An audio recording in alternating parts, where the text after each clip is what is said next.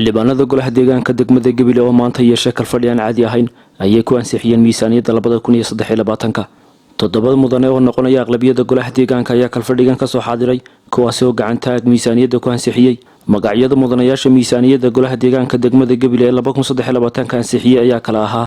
Maayir Maxamed Amiin Cumar Cabdi Maayir ku-xigeenka Dr. Cabdilaahi Ismaaciil Cabdi xildhibaan Cali Maxamed Xasan xildhibaan Khalid Ismaaciil Oori xildhibaan Cabdiraxmaan Nuur Bakar xildhibaan Cabdinaasir Haruun Habane iyo xildhibaan Maxamed Dayb Cabdilaahi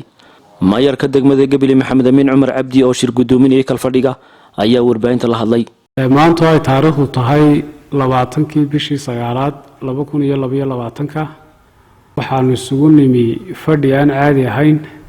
oo golaha deegaanka degmada Gabiley ay ku ansixinayeen miisaaniyadda 2023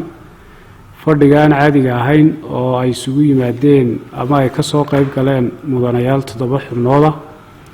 waxa aanu ku ansixinay miisaaniyaddii 2023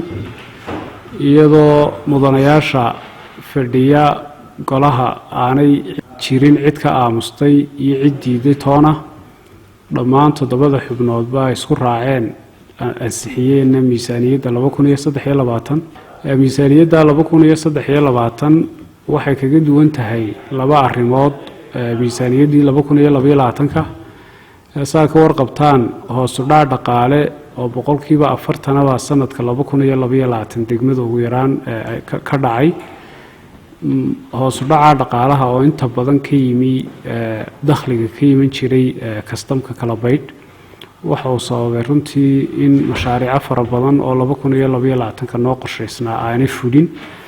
hoos u dhaca dhaqaalaha awgii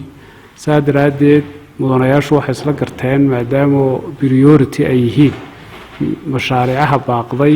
ee miisaaniyaddii 2022 in loo wareejiyo 2023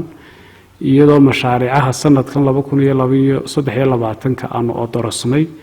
ay u badan yihiin boqolkiiba 75 mashaariicii sanadkii hore 2022 baaqday sidaa daraadeed miisaaniyadda aanu maanta ansixinay waxa weeye 9 bilyan halka ay miisaaniyaddii hore ee 2022 ka ahayd 45 bilyan faraqaas runtii waxa keenaya hoos u dhaca dakhliga degmada ku yimiday iyadoo waliba golo deegaan ahaan aanu sameynay dadaal badan oo aanu ku dhadhaweynano si muxuu ahaa dakhliga oo aanu dardar gelinay dakhligii localka ahaa si gaabka loo dhaweyn karo marka runtii aad iyo aad xildhibaanadu ugu maasan yihiin miisaaniyaddeena 2023 kuna saasay ansax ku tahay waxay noo yaala shaqo badan oo ah inaynu hoos u dhaca sidii aynu uga soo kaban lahayn